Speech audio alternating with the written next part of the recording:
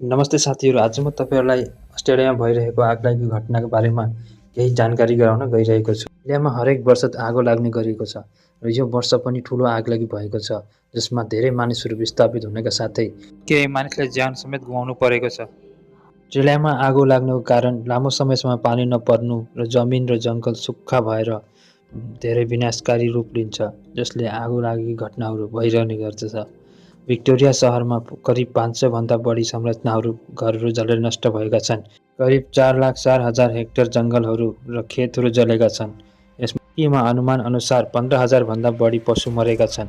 100 भन्दा बढी मार्गहरू बन्द भए मार्गहरू पुनः खोल्ने काम पनि जारी भएको छ। धेरै ठाउँहरूमा आगो निभाउन दमकल उपकरण प्रयास जारी छ, तर पनि अझ आगो नियन्त्रणमा आउन सकेको छैन। आगोको धुवाँ भिक्टोरिया न्यू साउथ वेल्स एक्टसम्म फैलिएको छ। धेरै सहरहरूमा हावाको गुणस्तर धेरै तल स्तरमा पुगेको छ।